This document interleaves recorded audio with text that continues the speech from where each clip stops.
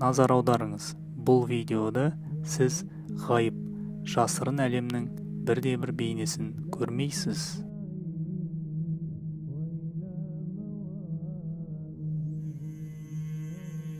Ayat of Life, The Merciful Servant және Шүкір ТВ ұсынады.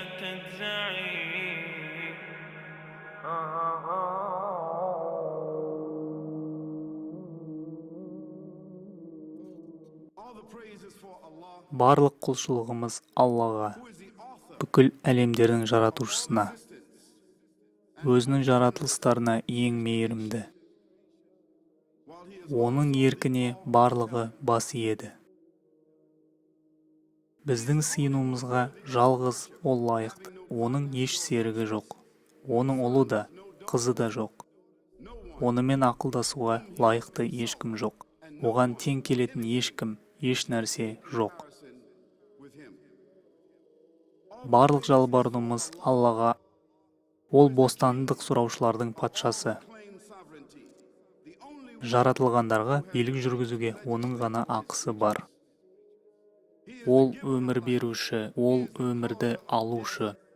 Және ол ешқашан өлмейді, себебі ол мәңгі тірі және өз-өзіне жеткілікті. Ол мәңгі бақи және ол ғана абсолют. Барлық ғибадатымыз Аллаға. Бар әлемнің билігі тек оған тиесілі. Одан басқа ешкімде билік жоқ. Оның рұқсатынсыз пайда тигізуге және зиян келтіруге ешкімнің күші де, ықпалы да жоқ.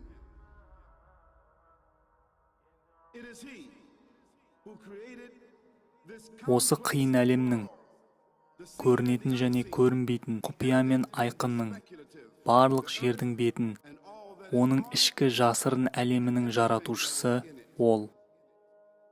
Ол жер бетіне өз елшілері мен пайғамбарларын жіберді. Олардың ортақ жолдауы бір Құдайға сыйыну. Біздің бағынуымызға және бас июімізге одан басқа лайықты ешкім жоқ. Құдіретті, бір тұтас және жалғыз, оның ешбір серігі жоқ. Алғашқы жолдаулар, пайғамбарлар жіберілген қауымдарға өмірлік жаңалықтар әкелген. Біздің білуімізше бұл жолдаулар өзгеріп кетті. Бүгінгі күні ескертумен келген пайғамбарлардың есімдері ұмытылды. Бізге бұл ақпаратты жалпы түрде Алла Құранда сипаттап берді.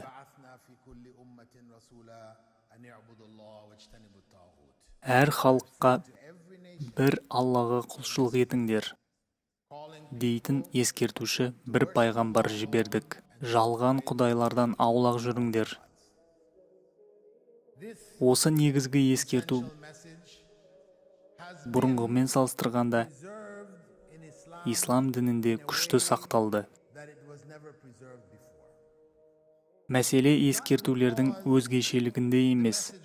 Соңғы ескертулер алғашқы ескертулермен бірдей. Мәселе Мұхаммед саллаллаху алейхи уассаламнан кейін басқа пайғамбарлардың болмайтыны. Міне осы негізгі факт. Сондықтан осы ескерту қорғалуы тиіс. Бұл ескерту бұрын соңды болмағандай сақталуы тиіс. Мен атеистерге айтам, білесіңдер ме, шамамен 40 жыл бұрын сендер айтып бастаған, сендердің үлкен жарылыстарың бір кітапта бұрын айтылған. Ол мен оқып жүрген қасиетті Құран. Бұл осыдан 1400 жыл бұрын айтылған. 21 сүре Әл-Анбия 30 аятта былай делінген. Кәпірлер соны көрмей ме? Кезінде көктер мен жер тұтасқан бір бүтін еді. Біз ол екеуін бір-бірінен ажыраттық. Міне сендердің үлкен жарылыстарың.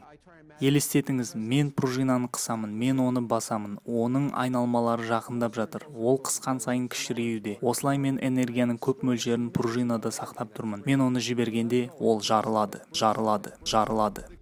Сен 40 жыл бұрын білген әлемнің жаратылу процесі менің кітабымда тұр. Қасиетті Құранда міне 1400 жыл бұрын кім бұны Құранға жаза алады? Атеисттер былай дейді: біреудің жазғаны шығар, мүмкін жолы болған шығар, болжамы келген шығар. Адам баласы өзінің кім екеніне қарамастан қайда болмасын, не істемесін, осы оймен жүреді. Осы ойға әуес болады. Ол білгісі келеді: мен неге осында жүрмін? Бұл жерге қалай түстім? Мақсатым бар ма? Бар болса ол не? Осы сұраққа жалғыз жауап бере алатын ол жаратушының өзі. Егер жаратушы болса, тек ол біздің не үшін жаратылғанымызды айтып береді. Ол бізден не күтеді? Дәл айтқанда, осы өміріміз өзі не зат? Аллаху субхана ва тағала адамдарға көрсетті. Адам алейхиссаламның уақытынан бастап біздің күнге дейін ол адамдарға не қалайтынын көрсетті. Бұл өте қарапайым зат. Жалғыз оған бағыну, оған серік қоспай бас ию. Шындығында біз білеміз, осы өмірдің мақсаты құдіретті Алланың сынағынан өту. Міне не үшін біз туамыз? Міне не үшін өлеміз? Біз туамыз және дүниеден өтеміз. Сынақ үшін. Осыдан кейінгі келесі өмірде ешкім қайта өлмейді. Жақсы болсын, жаман болсын, екеуі де қайтарылады. Және тіршілігі келесі өмірде жалғасады. Не жақсы жағдайда, не жақсы емес. Сынақтан қалай өткендеріне байланысты болады. Ибрахим алейхиссаламның құдайына бағыну. Міне, барлық пайғамбарлар үйреткен жол осы. Аршы мен курсидің құдайы. Біз әлемдердің Раббысын айтамыз. Барлық ғалам және оның үстіндегісінің Раббысын айтамыз. Біз осы дүниеде өмір сүреміз және ол бізді таң қалдырады. Шынымен Алла бұл дүниені керемет етіп жаратты. Біз таң қалудамыз. Қазір өмір сүріп жүрген миллиардтар, жер бетінде 6 миллиардтан көп адам өмір сүреді. Алланың берген жері сондай үлкен, әлі де миллиард және миллиард адамдарды сыйдыра алады. Алла жаратқан сыртқы әлемдермен салыстырсақ, біздің жер қаншалықты үлкен? Түкке татымай қалады. Жер планетасы Алла үшін дым емес. Оның еш салмағы да, бағасы да жоқ.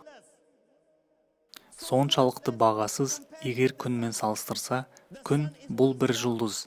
Ғылымды менен жақсы білерсіз. Сіз маған айтыңызшы, жер планетасын алайық және оны күнге қойсақ, сіз 1,3 миллион жер планетасын күнге қоя аласыз. 1,3 миллион жер планетасы күн ішінде. Аллаху әкбар. Алла ең ұлық. Күн бір ғана жұлдыз, бар болғаны біреу, одан басқасы бар. Көптеген жұлдыздар, біздің күннен миллион есе үлкен. Сіз маған айтыңыз, миллиондаған және миллиондаған жұлдыздар бірақ галактиканы құрайды. Маған айтыңызшы, ол жақта миллиард және миллиард галактикалар бар. Ал енді назар аударыңыз. Сіз жоғарыдан не көрсеңіз де, аспанға басыңызды көтерген кезде, жоғары қарап тұрғанда, не көрсеңіз де, қаншалықты сан жетпейтін галактика мөлшерін көрсеңіз де, айтуға рұқсат беріңіз, осының барлығы аспанның бірінші қабатында орналасқан. Осының барлығы тек бірінші қабатта. Ал Алла 7 аспанның жаратушысы. 7 аспан. Бірінші мен екінші қабатқа дейінгі қашықтық 500 жыл. Яғни 500 жыл бойы жүретін ара қашықтық. Ал қандай жылдамдықпен? Бір Алла біледі. 500 жыл уақыт алады. Бірінші аспан деңгейінен екіншісіне жету үшін. Тағы 500 жыл екіншіден үшіншіге, үшіншіден төртіншіге, төртіншіден бесіншіге, бесіншіден алтыншыға, алтыншыдан жетіншіге. Әр қайсысына 500 жыл кететін болады. 7 аспаннан кейін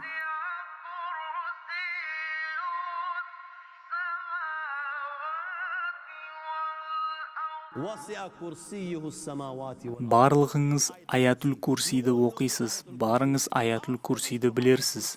Осының барлығынан кейін Алланың курсиі, Алланың тағы.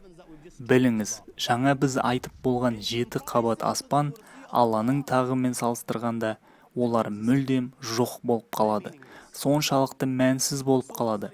Пайғамбар алейхиссалату уассалам хадисінде мысал келтіреді.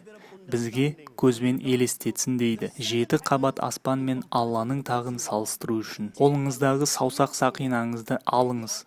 Сақинаны шешіп, оны Сахара шөліне тастап қойыңыз. Жеріміздегі ең үлкен шөл далаға. Сонымен біз саусағымыздан шешкен сақина, оны алып Сахараға лақтырдық.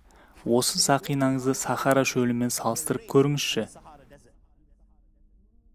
Түк емес, дым емес. 7 аспан осы сақина болса, ал Алланың тағы Сахара шөлі. Алланың тағынан кейін Әл-Арш бар. Алланың үлкен тағы. Пайғамбар алейхиссалам тағы да бізге анық болу үшін мынаны түсіндіреді.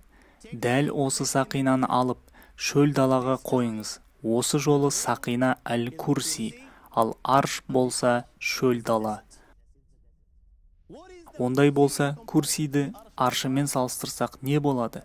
Ештеңе. Алланың аршысын көтеретін періштелер бар.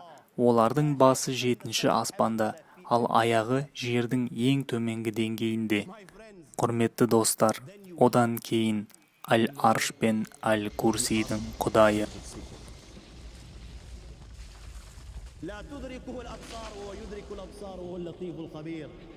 Ол шекараның сыртында. Алланың мөлшері қандай? Алла деген кім? Алла деген не? Алланың ұлылығы менің шектеулі ойыма, әлсіз санама сыймайды. Ал онымен адамдар таласуда.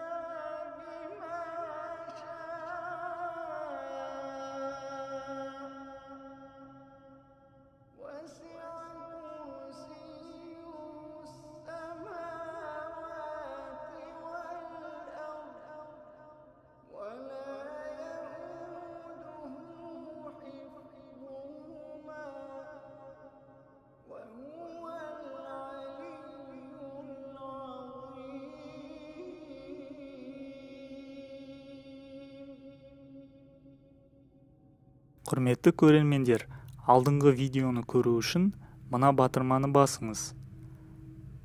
Ал каналға тіркелу үшін мына батырманы басыңыз.